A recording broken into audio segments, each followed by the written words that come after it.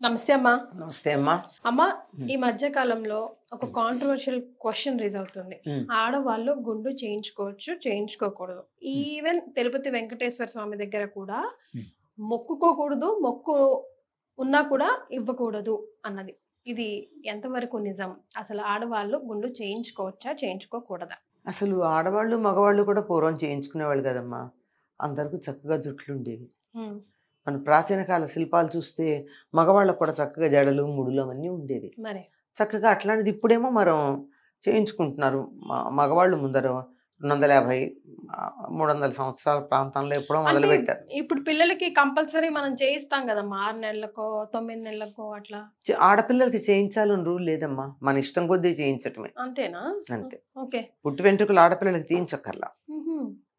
అయితే అలవాటు పడిపోయి ఆడపిల్ల అయినా మగ పిల్లాడైనా నీ పాతాల దగ్గర పెడతాను అని అనుకుంటే వెళ్ళి గుండు చేయించుకోవడమే తప్ప అంతకన్నా ఇంకేం లేదు.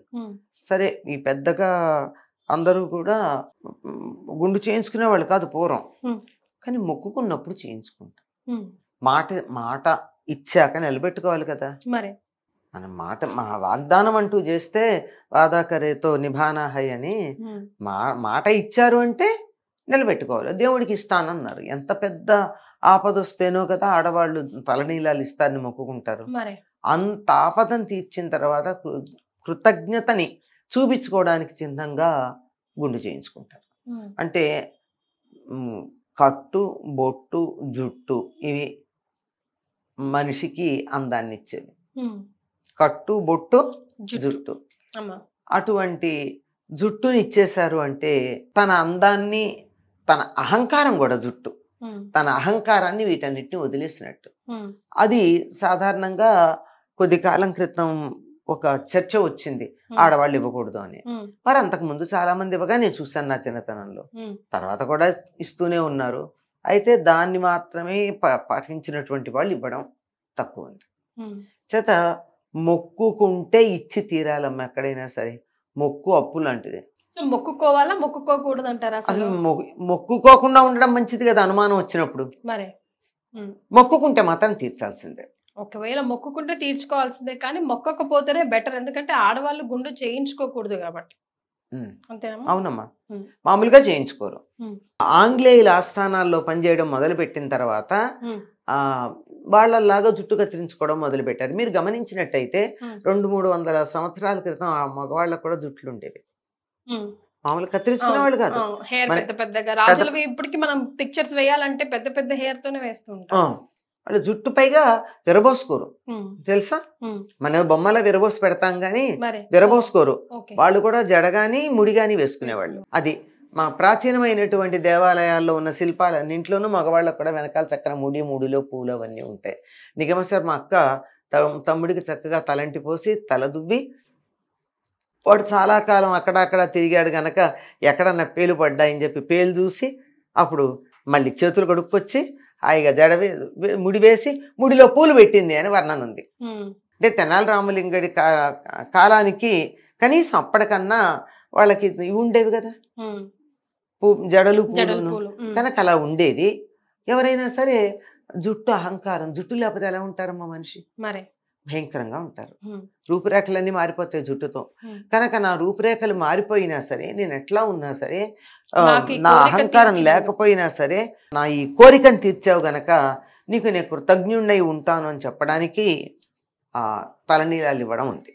ఈ నీలాలు ఇవ్వడం అన్న పదం ఒక్క తిరుపతిలో తప్ప ఇంకెక్కడ వాడరు. ఇంకెక్కడ ఆడతారా? యాదగిరి గుట్టల్లో కూడా ఇస్తారు కదా తలనీలాలు అంటారు, అక్కడ అంటారు అదే పదం. అంటే దేవుడి దగ్గర ఇచ్చేటప్పుడు మాత్రమే మనం ఆ పదాన్ని తలనీలాలు ఇవ్వడం అంటారు.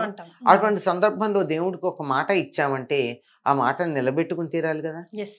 అంటే కోరిక బలమైనది అయినప్పుడు మనం కూడా తెలిసి తెలియకుండా కొన్ని ఎక్సెప్షన్ కేసెస్ కి వెళ్ళిపోతూ ఉంటామమ్మా. అంటే ఫర్ ఎగ్జాంపుల్ ఇప్పుడు ఇది కూడా కదా, ఆడవాళ్ళు గుండు చేసుకోకూడదు అన్నది ఉంది మనకు. అయితే ఎక్కడుంది మరి చెప్తారు కదా, అప్పుడు భర్త చనిపోయినప్పుడు గుండు ఎక్కడుంది అసలు? అంటే పురాణాల్లో అలా పురాణాల్లో ఎక్కడ లేదే. మరి అప్పుడు భర్త చనిపోయినప్పుడు తెల్ల చీర కట్టి గుండు గీయించి అది మధ్యలో కొంతకాలం వచ్చింది చెప్పాగా, మహమ్మదీల పరిపాలనా కాలంలో వచ్చింది, అంతకు ముందు లేదు. ఓకే, సో మనది కాదు శాస్త్రం, అది శాస్త్రం ఎక్కడ లేదు. మధ్యలో మనం ఏర్పాటు చేసుకున్నాం.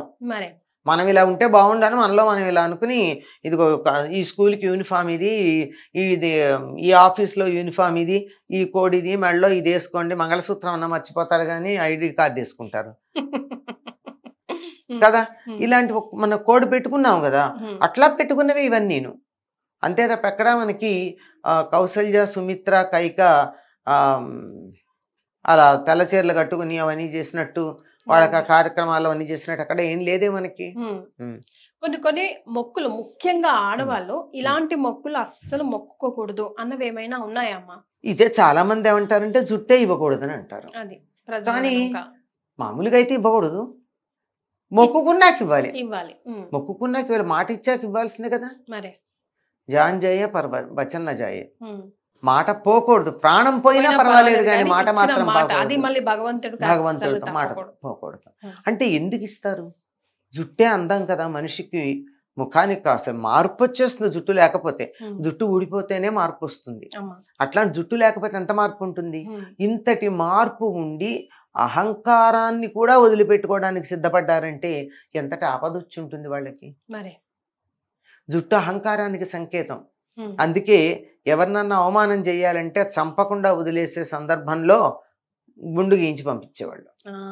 అవును, చాలా సినిమాల్లో కూడా చూసాం మనం. సగం చచ్చినట్టే అంటారు కదమ్మా. జుట్టు తీయించేస్తారంటే సగం చచ్చిపోయినట్టే. సైంధవుడికి చేశారా పని. రుక్మికి అయితే ఒక మీసం ఒక వైపు జుట్టు తీశారు, మొత్తం కాకుండా. ఇవన్నీ కూడా అహంకారానికి సంకేతం. జుట్టు తీసేశారంటే అహంకారం మీద దెబ్బ కొట్టినట్టు. అందువల్ల ఇవ్వకూడదు అంటారు. మొక్కుకుంటే అహంకారం కూడా నేను వదులుకుంటున్నాను, నాకు ఒక పని జరగడం ప్రధానం అని వెళ్ళిన దానికి జుట్టిస్తారు. ఒకవేళ మనం మొక్కుకున్న మొక్కుని తీర్చలేకపోతే ఎందుచేతైనా ఏదైనా కారణం చేత మర్చిపోయో లేదంటే ఇంకోటో అయితే దేవుడు కోపం వస్తుందమ్మా? దేవుడు శాడిస్ట్ కాదమ్మా, 100 సార్లు గుర్తు చేస్తాడు.